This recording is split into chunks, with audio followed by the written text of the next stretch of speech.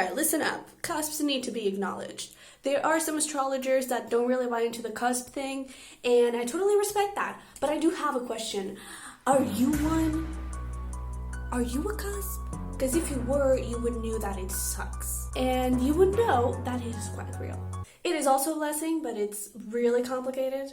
Hey there, birds! Welcome back to the Sunny Virgo, or welcome if you're new. Join into the bird family. You're free to fly here around. So as you can see, today we have a cusp video, and I'm so freaking excited because this is the first video in a series that we're gonna have where each month around your birthday we'll have a video about your cusp. Okay, so this month we're gonna have Aries Taurus, and we're gonna go all the way around to Pisces Aries. I totally understand if you don't want to wait that long. I do have a blog post with all the information you need. Definitely go check it out. If you are there, definitely subscribe to the newsletter, because as I find more stuff, as I dive deep into my research and I find new stuff, I'll definitely post it there. So if you want to stay tuned to that, definitely subscribe to the newsletter and definitely subscribe to this channel so you don't miss a video about your cusp. And definitely smash the like button for me, please. Let's grow this cusp community. Let's help this video reach as many cuspies as possible, because it's tough to be a cusp and it is also a blessing. We'll talk about it, but hopefully I will be able to give you some hints and give you some tips on how to be a cusp, how to live being a cusp, and how to survive this madness.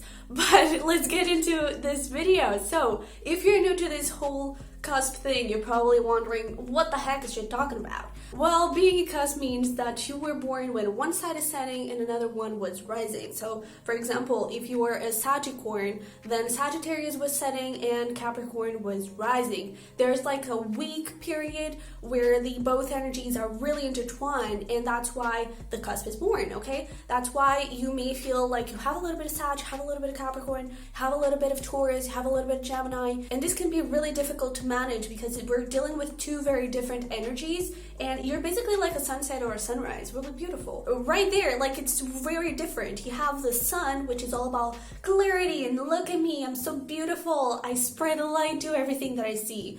And then you have the moon that really enjoys the darkness and enjoys its secrets and really likes to be with herself. And that is not easy to have both of them at the same time. And so finding that perfect hour where you can see both sun and moon, and them being like not craving for any attention and being really balanced within you, that's really complicated. And now that we're talking about sun and moon, I do feel like one of the most complicated cusps to be is Cancer Leo, because that's literally the moon and the sun. That's pretty opposing energies, and I mean, all cusps are complicated because all cusps have different energies. But before we get into the tips on how to live being a cusp, you're probably wondering, well, am I one? Well, boom, or boom, or boom, I don't know, well, somewhere here. But here are your dates, so if you want to pause the video for a second to figure out if you are a cusp, definitely do it. Otherwise, we'll keep talking. And just a little disclaimer before we keep moving. Your sun sign still matters, okay? That's why I always say in my readings, like, if this reading doesn't resonate, definitely check your individual energies because they still matter. What happens when you're a cusp is that your sun sign's main traits, they are a little bit diminished. So basically, you're just adding a little bit of spice to your milkshake. You know, your birth chart is, your whole birth chart is really, really important. And it's just basically you're adding another level to your birth chart. Look at that, you're awesome. And it is really tough. Being a cusp is really, really tough. But it is if you don't know what you're dealing with. Because if you do know what you're dealing with, you start to figure out patterns. Oh, okay, this was very Libra. Okay, this was very Scorpio. Come on, chill a little bit. And that's why I'm making these videos moving forward, is to help you figure out how to balance your energies, how to be more in flow with your energy. And I mean, in my readings, I always talk about it if something comes up that your energies are not balanced. So I'm just giving you another reason to subscribe. Have you subscribed yet? Come on. It's right there waiting for you. Just do it. But now let's talk about the big blessing about being a cusp, because all human beings on earth, they are made of feminine and masculine energy. And all people around the world, well, those who actually care about it, they spend their whole lives trying to figure out, okay, how can I balance my feminine and masculine? What the hell is going on? And you guessed it, cusps. They are naturally feminine and masculine energy. And you already have everything that you need to know how to balance those energies. It's like the universe was saying, hey, you have too much to do, honey. Here's the cheat sheet for you to balance your energies. because that's pretty amazing. So as you start to figure out your both energies, you start to figure out, okay, I know how to be feminine, I know how to be masculine. And let's take an example, Pisces, Aries. You have Pisces the feminine, Aries the masculine. Aries is really like impulsive in action and let's do it. And sometimes it can be a little bit immature. And that's when you call Pisces. You say, hey Aries, come here, chill for a second. Let's just take a time to imagine, and let's just take a time to, just look at the stars. Look how they shine for you and everything you do. Yeah, they're all yellow. And Pisces can get back to this very dreamy state and doesn't want to get out of there. That's when you call Aries and it's like, okay, time to action, let's move. And again, that's why self-awareness is so important. You have to be aware of who are those two energies, those two personas, and you have to control them. And how do you do this, you may ask? Self-care. And just this time, I am talking mani-pedi, okay? Usually when I say self-care, it's the nasty stuff. It's the healing, it's the tough part of self-care. This time I am talking about routines. I am talking about like just having fun and loving yourself, but especially routines, because you want to have a routine that satisfies both sides. For me, for example, I'm a Leo Virgo, and I've already realized that if in my morning routine I don't do any type of reflection, journaling for example, or if I don't have any type of physical activity like yoga or Natasha's horrible workout, sometimes it's both, so that's crazy.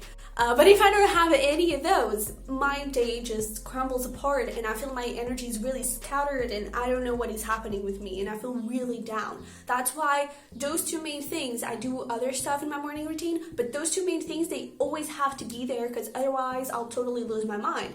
And so that's why self-care is so important in your routine, because the things that light you up, the things that you enjoy doing, that you love doing, that's probably already balancing both energies, and you don't really have to think about like, okay, well, what's Scorpio like?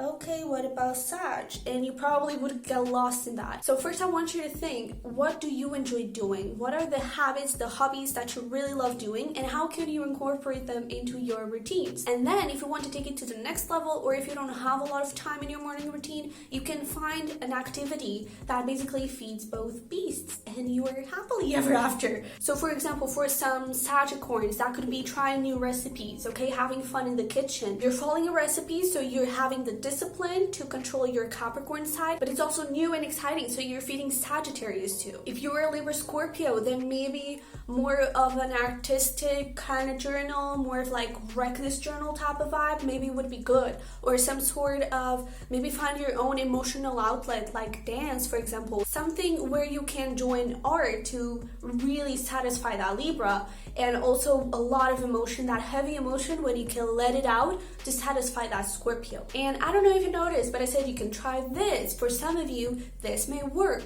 There is no perfect routine for every human being on earth. There is no perfect routine for every single Libra Scorpio out there. Everyone is different, so really embrace what is natural to you and really embrace who you are and what you want to do and what you feel good doing. So now just to recap, let's go into homework. The first thing you want to do is really do a little bit of a check-in. You can journal about it, you can just think about it and really be aware of your behavior. What do you think? What energy are you more on right now? For me, my Virgo side was always 100%. My Leo side was always really repressed because of stuff from my childhood, because of stuff from my past. And as I started my journey, I started figuring out, wait, Leo, you exist, so jump on board. And I started to balance my energies. So now what I want you to do is really check in with yourself.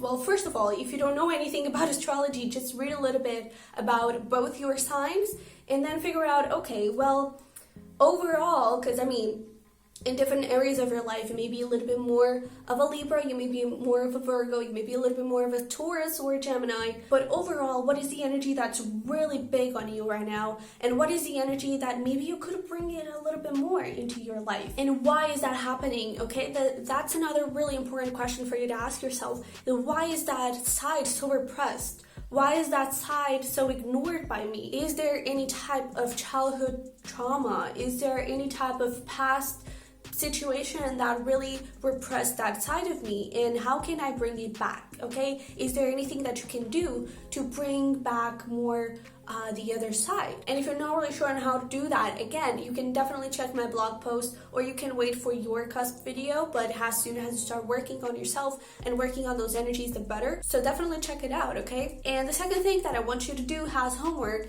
is just don't really think about energies, just think about random hobbies or habits, stuff that you do in your routine that really empower you, that really make you feel good. 2 or 3 things. And then you can take it a step further and see, okay, is this habit more this or this? And is this habit more this or this?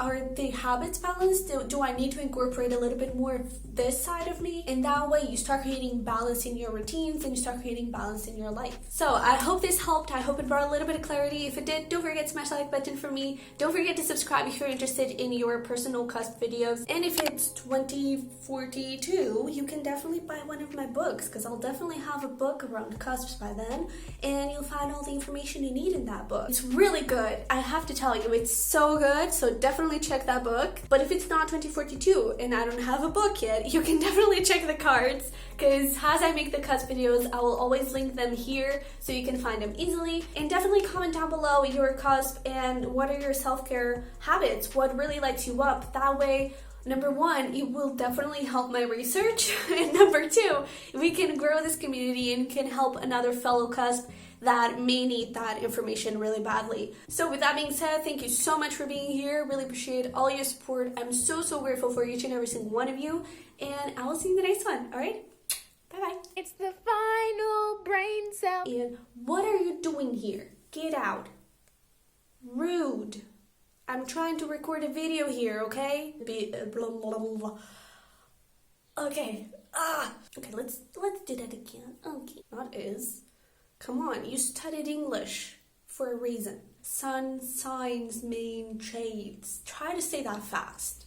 Sun, signs, main shades. I feel like I'm talking Chinese. Your sun style is... Okay, what?